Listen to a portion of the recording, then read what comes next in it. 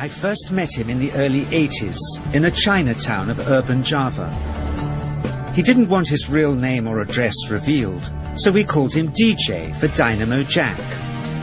He was only a healer, he said, but he did direct a powerful energy generated from his own body into his patients.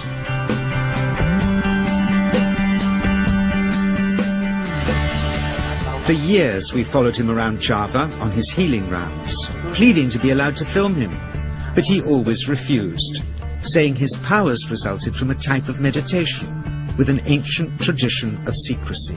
It was only when my brother Lorne was suffering from a serious eye infection that he finally allowed us to film him in 1987. Lorne was suffering from a bad eye infection at the time, a cameraman's cause for panic. Lawrence had heard of a man who might be able to help and dragged me to him despite my reservations.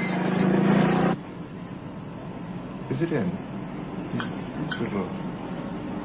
You just relax and enjoy, Lord. He uses acupuncture needles in the traditional points, but with a twist. Through them he directs a form of electricity, as he calls it. But he doesn't draw the electricity from a wall socket. He claims to generate it within his own body.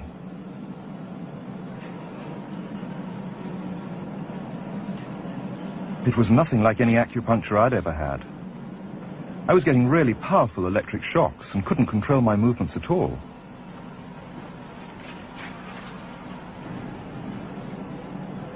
Okay. He says that what he does is no more supernatural than an electric eel, which also knows how to harness its yin and yang energies. Yin yang, positive and negative, you know. And my positive from here and my negative from here. And we meet together, this can get like electricity. And is this because you're special? You have a special sort of meditation every day. It's meditation that does it? Meditation every day. Like a yoga. But I study about 18 years. 18 years? 18 years, from my child before. Can you project this energy through your hands only, or through other things as well? Only my hands. Only your hands. Like you can touch me, like this. It's nothing, okay? It's my burn. Just like this. Our sound recordist, Simi, was skeptical at first.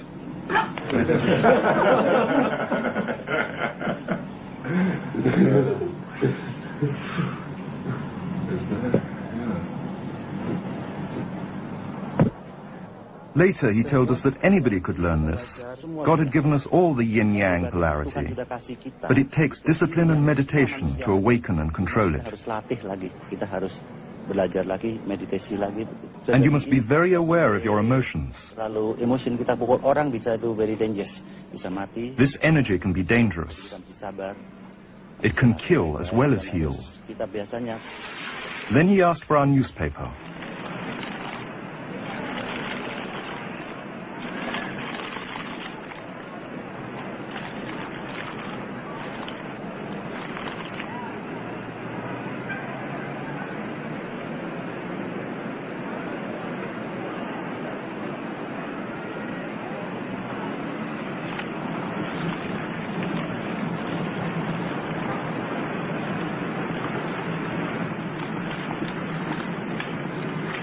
Whatever he had done to our newspaper, it's how he'd healed my eyes that made me wonder. What do these people living in the shadows of the volcanoes still know that we of the West have forgotten?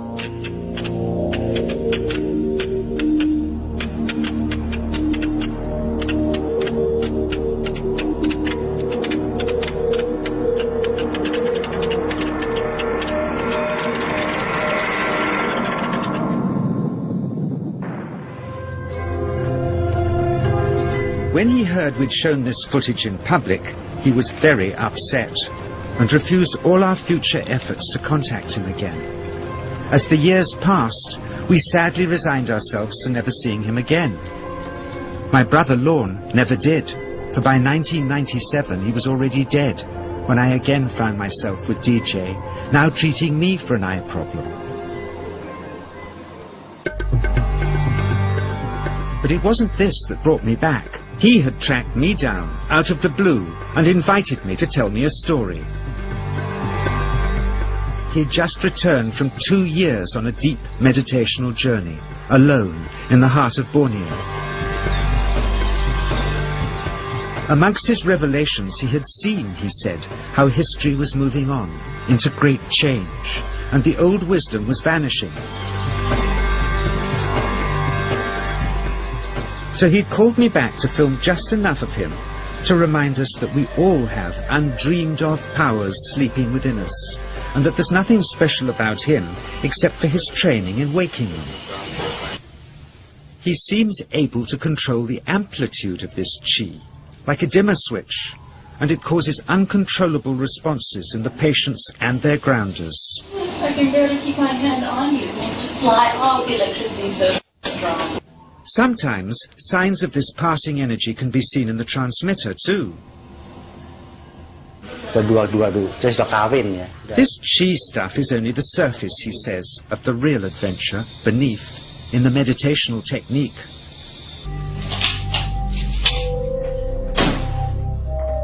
Projecting chi from the palm of the hand can also be used to resist rifle pellets, he says.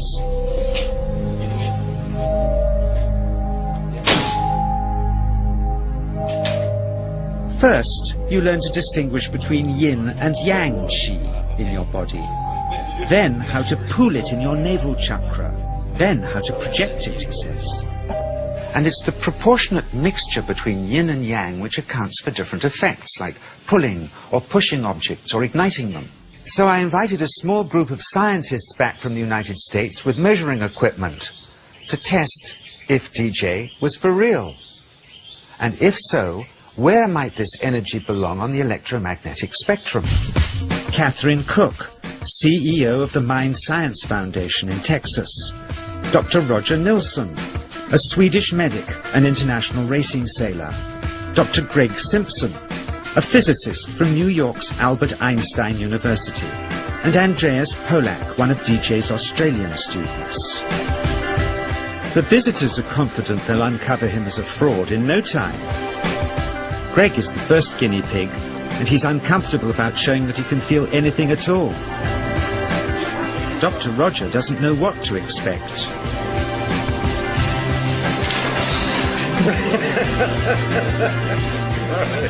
Out comes the metal detector, like the things they use in airports, to see if he has any concealed metal in his body. Then the voltmeter, to try and measure the chi. But how to get it to work? Where's the ground? What settings? DJ suggests that as his negative is his perineum and his positive is his navel chakra, perhaps that's where the electrode should be attached. He doesn't stand on his dignity. He's eager to help, but still no readings. They're getting shocks off his arm, and now they're on the right settings, but the needle still isn't moving. DJ says it isn't electricity, it's chi. It's 1, 2, up. I feel it in my whole body. I feel it at 3, 0.3. I feel it in my legs. Shit. But suspecting there's some tricky setup on his premises they can't find, they insist we all go to a randomly chosen hotel room several miles away to see if he can light a light bulb with his fingers. It doesn't ground on the wall. So Greg holds and grounds one wire, while DJ pumps chi through the other.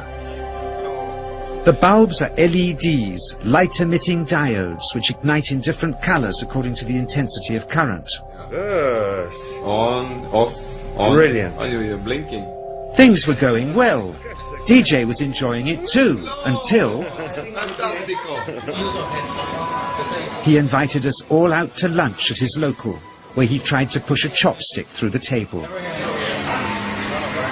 He couldn't get it through the formica surface, so he came up through an inch of wood from underneath.